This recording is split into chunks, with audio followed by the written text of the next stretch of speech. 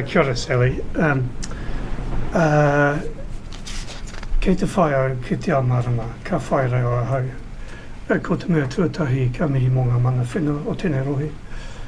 Ki te Aotearoa me Ngāti Toa Rangatira hoki tēnā koutou. Mō ngā atua, ko Ranginui e tūnei, ko Papatūnuku takoto tonu nei, tēnā korua. Ka mihi mō te rangatira grant kua kōrero i te ata nei tēnā koe e hoa.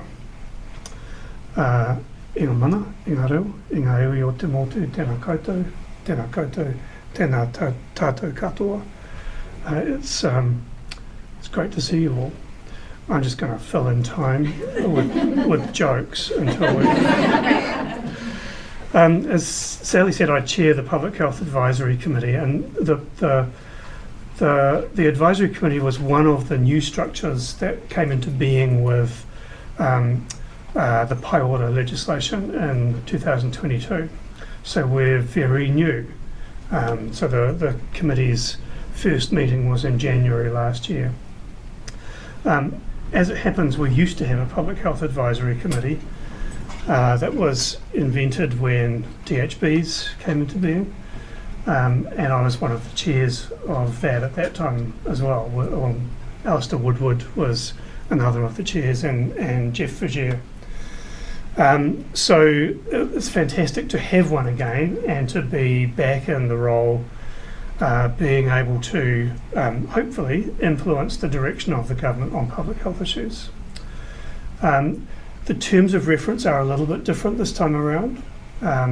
We give independent expert advice to the Minister of Health and the Associate Ministers, and also advise and consult with the other health entities, so Manatu Hauora, Te Whatu Ora, and the late lamented Te Aka Whaiora.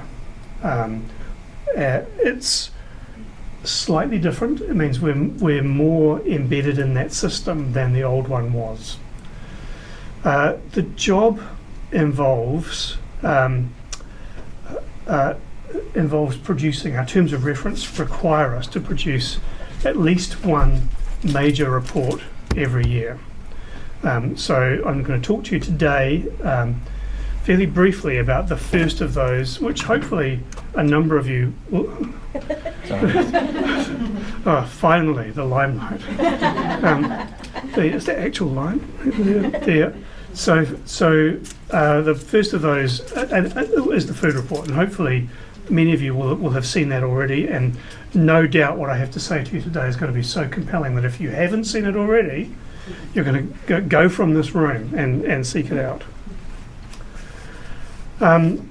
The report that we're working on now is a report on the determinants of health. It's 25 years since the NHC, National Health Committee's landmark report on social, cultural and economic determinants of health. So we're asking, where are we now on those determinants? How well have we done in the intervening 25 years at influencing the determinants to produce better health outcomes? You may already have an answer to that question. If we haven't done that well, what have been the problems and how might we do better going forward?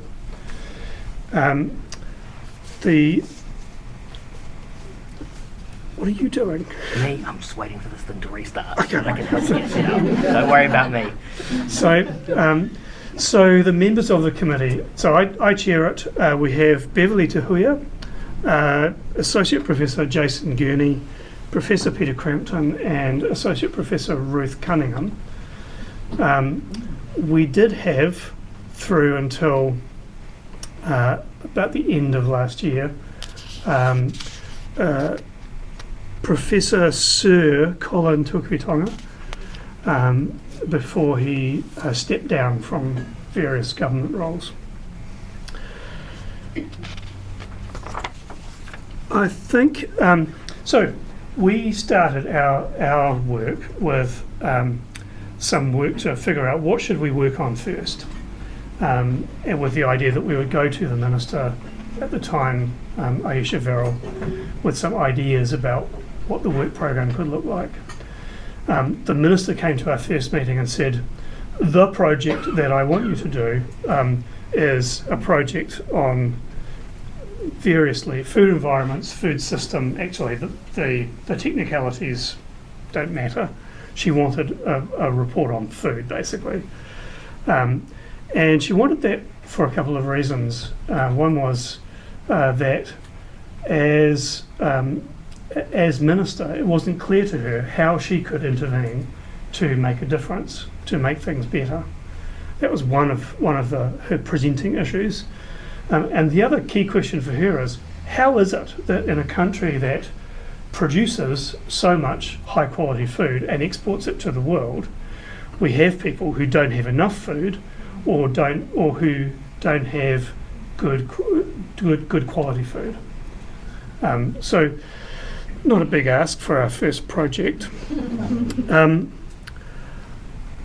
We made some decisions early on, and it's fair to say, I think, and we did tell the minister this, that we wouldn't have chosen this as our first project.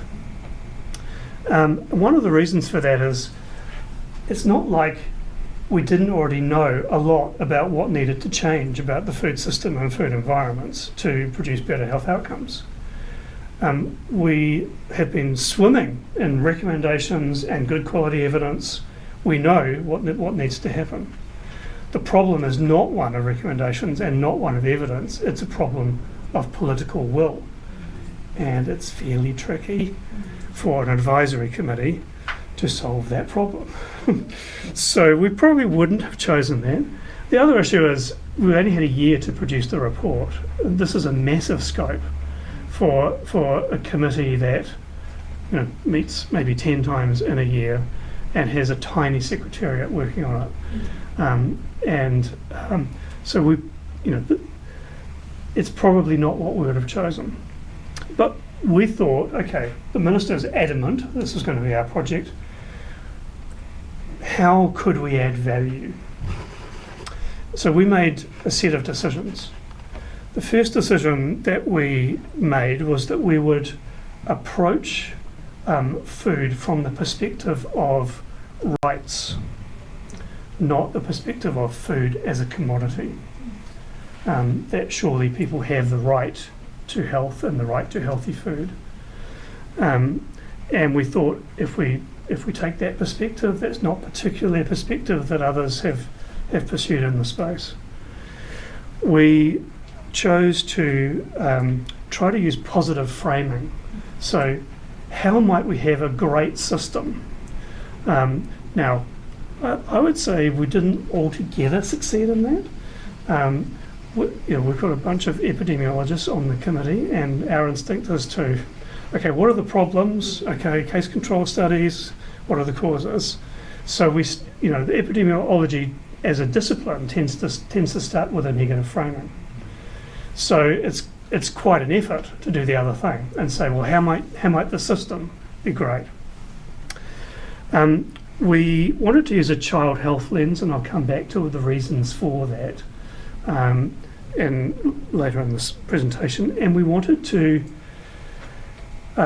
use, in the slide that you can't see, it says language that works. One of the reasons for that political will problem is tied in to the fact that we see food as a commodity, as a product that's bought and sold in the marketplace. And there is a substantial discipline around framing and language that says how we frame an issue, how we think about an issue, and the language that we use shapes thinking. Obviously, thinking shapes the language and the framing as well, but actually you can change the way people think about something by the language that you use. So we thought, if we're going to have a go at trying to change the political will and trying to change this basic environment, that's something we need to tackle. So we engaged with, please just ignore that, just focus. We engaged with Paul Hunt, who at the time was the Chief Human Rights Commissioner, and basically said, well, we reckon that people have a right to healthy food. What do you reckon? And he agreed. So he developed a thought piece that's actually on our web page, that's hosted by the Ministry of Health, that you can access. You can see what he's written about that. But indeed, just ignore, please, the international human rights framework.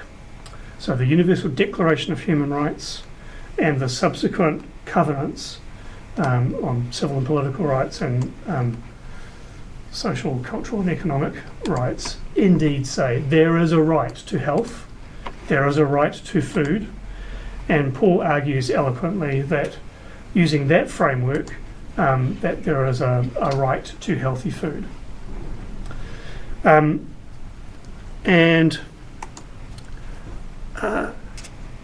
guess the point that I would make is there's an intersection between that framework and what I still think of as Maslow's hierarchy of needs.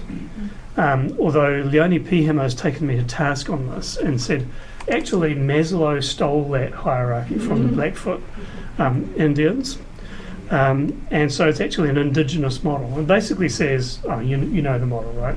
So there's a base level of human needs, air, water, warmth, shelter and food, that people need, and then unless those things are present, then you can't progress to the next lot of things, and there's a pyramid going up. And so for human potential actualization, you need all of these needs addressed.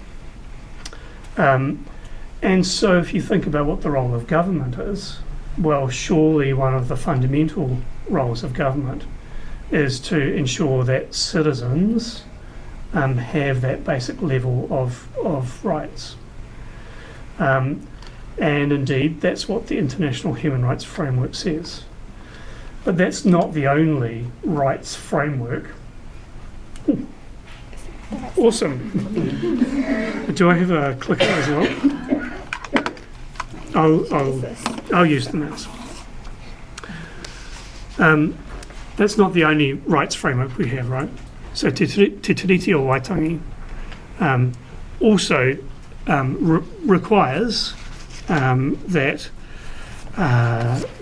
Māori have the right to healthy food, the right to control food systems, and so on. So that, as I say, that piece from Paul Hunt is available on the website, and indeed we've tried to make all of the documents that we have used, the inputs, available there.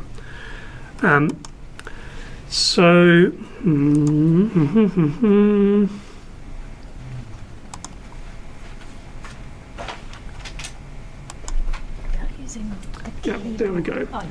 So, Kevin, just so you know, that document camera's on, so your notes are potentially showing up as well. good grief. Got all or nothing. I totally withdraw that comment that I made about the government. Yeah, I've never dealt with one of those before. So there's a company called The Workshop.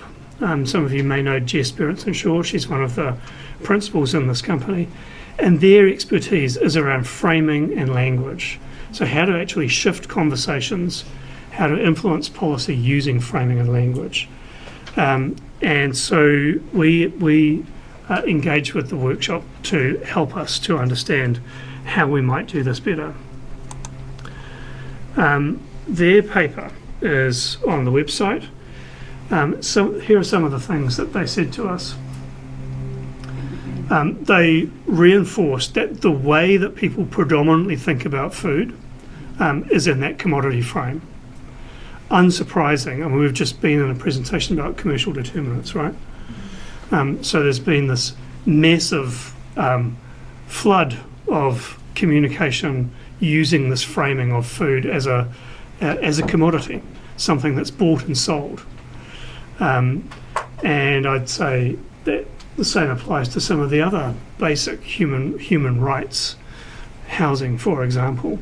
Why is housing a commodity? And so that's something we needed to shift. We're all public health wonks, so we were talking about determinants of health. They said people don't know what determinants means. So instead, we've tried to use this language of building blocks. So the building blocks that we put together to construct healthy lives. Balance. People think balance is inherently a good thing because we like fairness. And so fairness means some people, people get some of what they want, but compromise with other people who get some of what they want. And the two of them represents a compromise that's assumed to be kind of in the best interest of everyone. I used to have terrible fights with John Key, who used to say, protecting nature's really important, but there's got to be a balance, that people have got to be able to. And it was incredibly effective. I mean, the point of balance in that conversation was past 100 years ago, 150 years ago. So balance actually requires sort of massive change in another direction. But what the workshop was saying to us is that we should use this metaphor and say we have a system that is out of balance.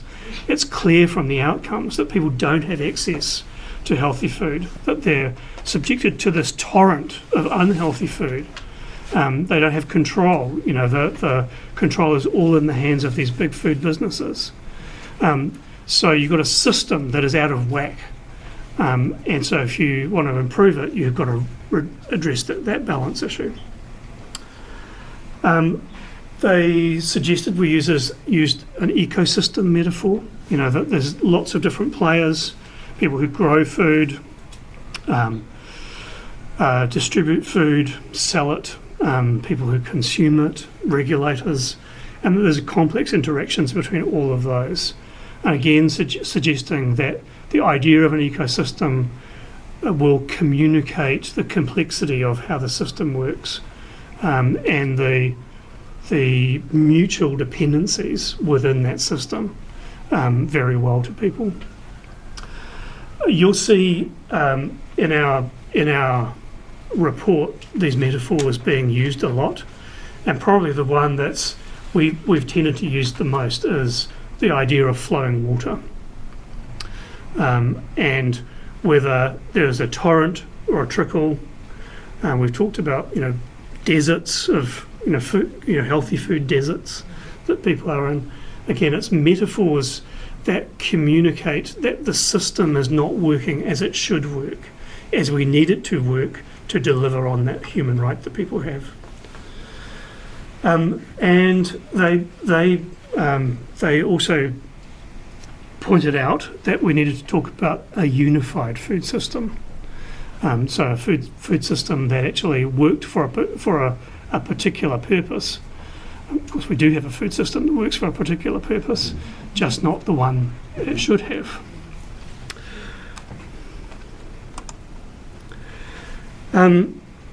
Child health lens, again, probably to the people in this room this will be obvious, but children are important because there are many reasons that children are important, right? So it's not just these two things, but the child lens on this issue and on many other issues is really useful, because what happens early in life shapes the rest of that life and indeed into future generations.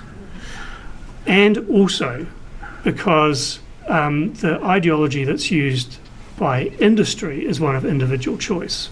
It's a commodity, so you can choose whether you buy it or not. You choose whether you eat it or not. But one of the effective counters to that is, well, put aside whether that matters for adults or not. Children don't have a choice. So it's the responsibility of the society that we are all part of to intervene to ensure that children have what they need.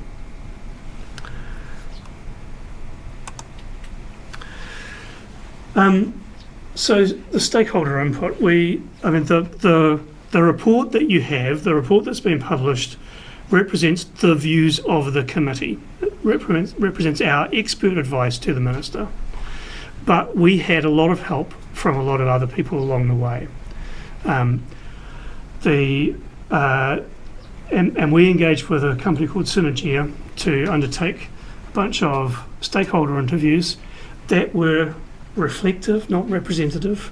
Since we've published the report, I've had a couple of letters from groups saying, we're very important, basically, but you didn't interview us. And in one case, some quibbles. Actually, it was a farming group who resented some of the content in the report about the interaction between food and the environment. In every case, when I've gone back to those groups and pointed out this is the basis for those interviews and said, is there anything in the recommendations that you disagree with? There's been silence. So we did a bunch of that. We did a bunch of engagement across government, and we did some direct meetings. I've mentioned Food and Grocery Council here, but also with the Coalition was another of our direct meetings, which is very useful, in fact. I should say too, we were really fortunate to have excellent support. The committee had excellent support from our own Secretariat and from others in the Public Health Agency. There's a couple of people here today from the agency have been part of that, and an enormous amount of work got done.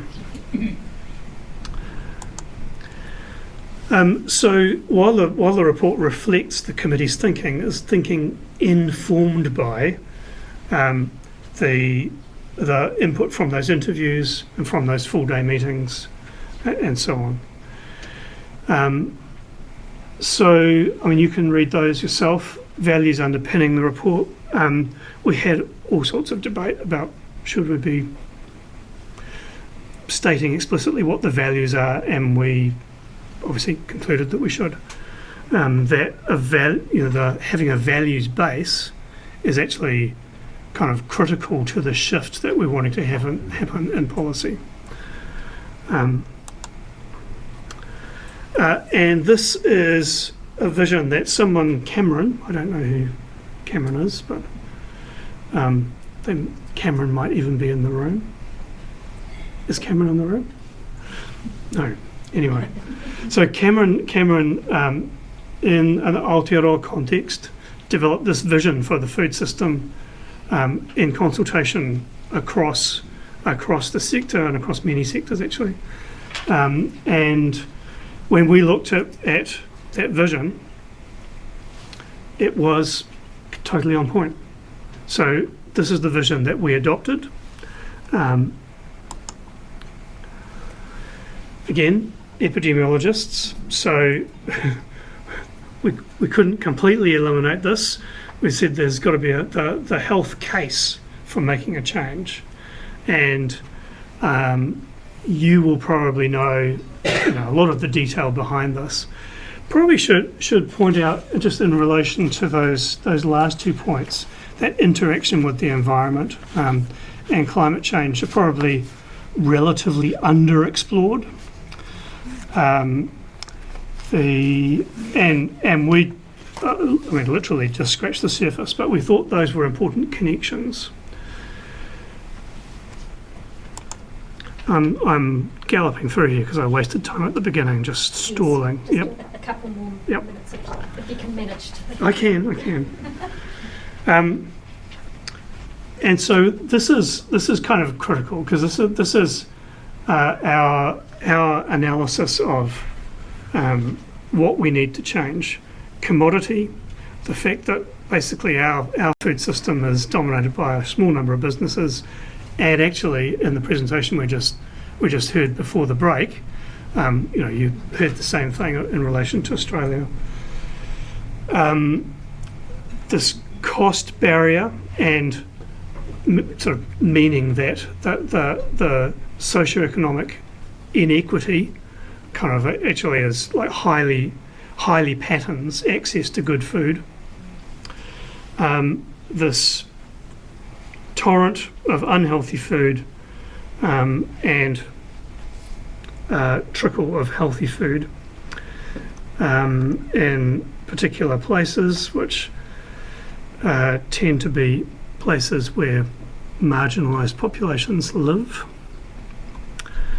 Again, no surprise to those of us in the public health community.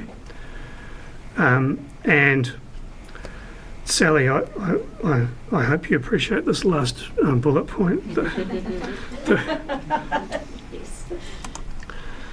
And so here are the shifts we needed to make. So values, purpose, kind of critical.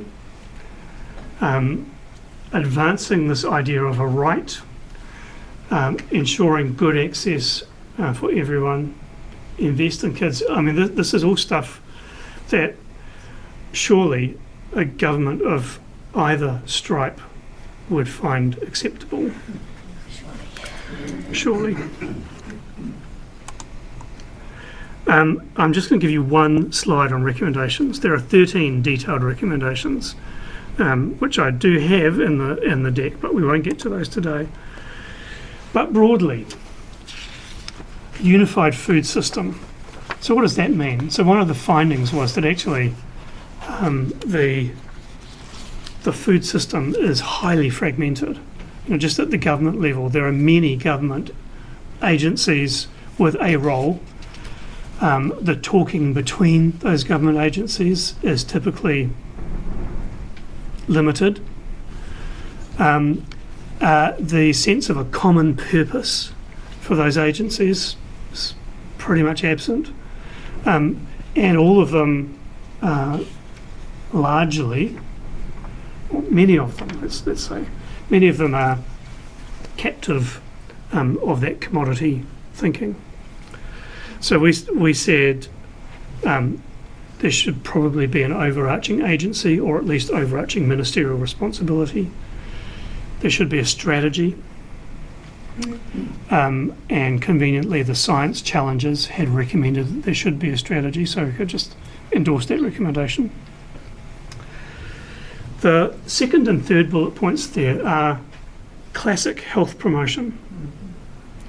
So the Ottawa Charter, 5 action guidelines, which boil down to 2 things. Empower marginalised communities to identify problems and solutions for themselves, and to be able to resource and implement those solutions, and create supportive environments around those communities. And supportive environments meaning physical, social, economic environments, and policy environments. And so the things that you're used to seeing in relation to food reports, so a ban on junk food marketing to kids, for example, fits in there. It's part of the environment in which communities are empowered. Reformulation, the use of fiscal measures, again, all part of those environmental measures that are used to support initiatives from communities. Elimination of food insecurity, and a program of data collection, research, monitoring and surveillance. So those are the recommendations. I'm going to basically stop there beyond saying one thing about the reception that the report has had from the Minister. When we published the report, the Minister said publicly, this is not a report I commissioned. I'll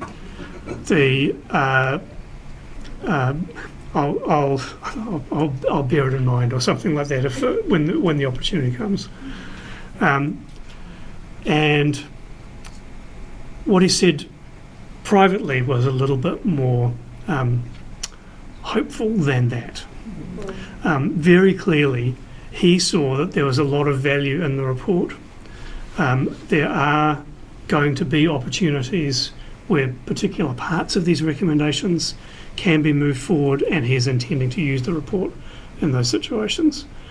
Interestingly, to me at least, the thing that I found most surprising was the thing that really engaged him intellectually was what I thought was kind of the theoretical argument that we were making, which is people have a human right to be eating healthy food, and rather than the government ensuring that that right is respected, government has instead stepped away and said, well, it's up to the market now to work out whether people have that right respected or not.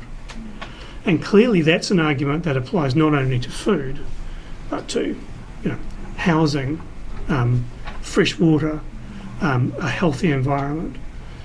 So, a year's work, a year's work. But actually, that's kind of the fundamental point that we were making. I'll stop.